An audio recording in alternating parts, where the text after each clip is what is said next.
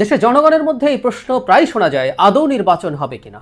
এরকম একটা প্রেক্ষাপটেই ত্রয়োদশ জাতীয় নির্বাচনের রোডম্যাপ ঘোষণা করে দিয়েছে ইসি। স্বাভাবিকভাবে প্রশ্ন আসে, যথেষ্ট রকম অনিশ্চয়তার মধ্যে থাকা অবস্থায় এই রোডম্যাপ আদৌ কতটুকু প্রভাব ফেলবে। এবং আরেকটা জরুরি প্রশ্ন আমি করতে চাই, সেই প্রশ্নটারই আসলে জবাব খুঁজে পেতে চাই, সেটা হলো সরকার এই অনিশ্চয়তা দূরীকরণে কি কাজ করছে। সরকারের সিরিয়াস দায়িত্ব আছে বলে আমি মনে করি। গতকাল নির্বাচন কমিশন তাদের রোডম্যাপ ঘোষণা করেছে, কয়েক দফা বলার পরও পিছিয়ে শেষ পর্যন্ত হলো। আমি খুব বেশি বিস্তারিত বলছি না, এখানে কতগুলো ল্যান্ডমার্ক, যেমন তারা দল অংশীজনের সাথে সংলাপ করবেন, তারপর কবে সেটা করবেন, ভোটার তালিকা হালনাগাদ কবে করবেন, নির্বাচনী আচরণবিধি, এখানে খুব বিস্তারিত ব্যাপার আছে, সেগুলো নিয়ে তারা ফাইনালাইজ করবেন।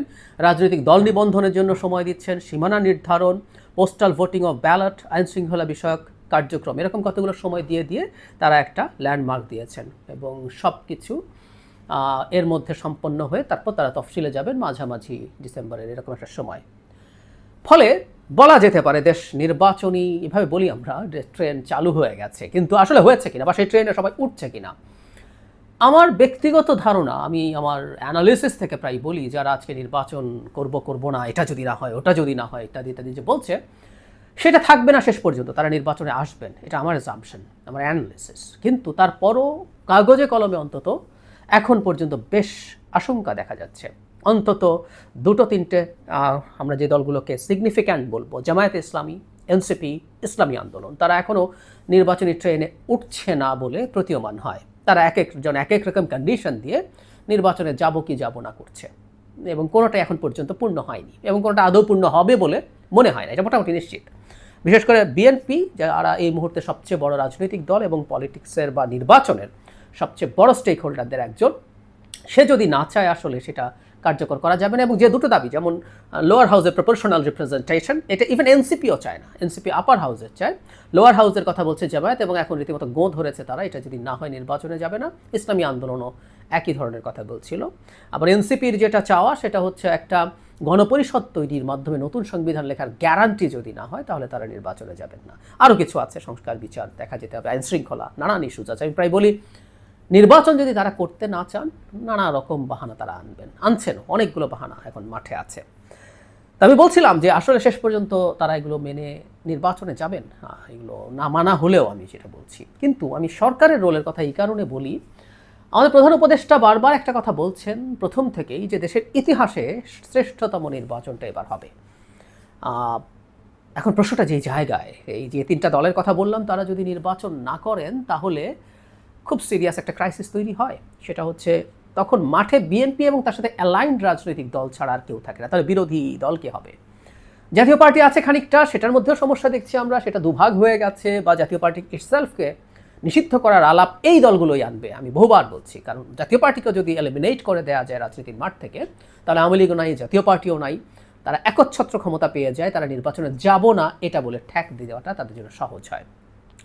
বিদ্যমান প্রেক্ষাপটে সরকারকে আসলে রোল প্লে করতে হবে। এখন প্রধান উপদেষ্টা যখন বলছেন একটা শ্রেষ্ঠতম নির্বাচন তিনি দিয়ে যেতে চান, করে যেতে চান, তখন তাকে সেটা আসলে করে দেখাতে হবে। আমি স্মরণ করবো, এবং আমি প্রায় এটাকে কোট করি, তিনি ডেইলি স্টার সম্পাদক যারা মাহফুজা নামের সাথে একটা ইন্টারভিউতে স্পষ্টভাবে বলেছিলেন যে ওনারা ঠিক সরকার নন, ওনারা ফ্যাসিলিটেটর। এবং এটা সত্য যে এই সরকারটা কোনো স্পেসিফিক দলের না। আমরা এই সরকারের মধ্যে অন্তত কোনো উপদেষ্টার কারো প্রতি কিছু বায়াসের কথা আলাপ করতে পারি, স্বয়ং প্রধান উপদেষ্টার বায়াস নিয়েও আমার মন্তব্য আছে, বলেছি। কিন্তু দিনের শেষে এই সরকারকে ফ্যাসিলিটেট করতে হবে, সরকারকে আসলে দায়িত্ব নিতে হবে এই দলগুলো যেন নির্বাচনে আসে। এটার জন্য যা যা প্রয়োজন সরকারকে সেই রকম আলোচনা বা চাপ যাই বলি সেটা করতে হবে। এটা ডক্টর ইউনূসের নিজের স্বার্থেও জরুরি, আমাদের মনে রাখা দরকার। আমি এভাবেই বলছিলাম যে ঘটকের মতো ওনার দায়িত্ব হয়ে গেছে। যখন ঘটকালি করা বিয়েতে পাত্রপাত্রী ভালো সংসার জীবন যাপন করে, কোনো ক্রেডিট ঘটকের হয় না, কিন্তু যদি সমস্যা হয় সবাই ঘটক বেটাকে খুঁজে বের করে।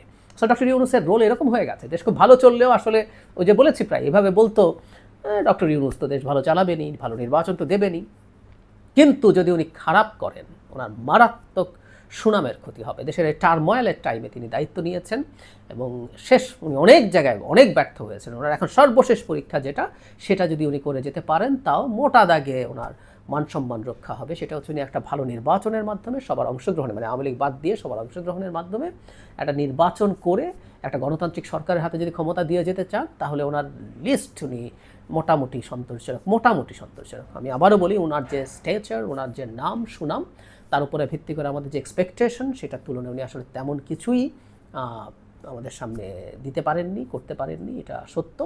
কিন্তু এটুকুও করে যেতে, ইটস দ্য বেয়ার মিনিমাম। এটা না হলে কিন্তু শুধু ওনার সুনামের প্রশ্ন না, আমাদের দেশ একটা ডিজাস্টারের মধ্যে ঢুকে যাবে। এই নির্বাচন নিয়ে যদি অনিশ্চয়তা তৈরি হয়, ফেব্রুয়ারিতে যদি একটা ভালো নির্বাচন না হয় এবং তার মাধ্যমে একটা গণতান্ত্রিক সরকারের হাতে যদি ক্ষমতা হস্তান্তরিত না হয়, তাহলে আসলে ডিজাস্টার হবে। সুতরাং সরকারকেও খুব সিরিয়াস দায়িত্ব নিতে হবে।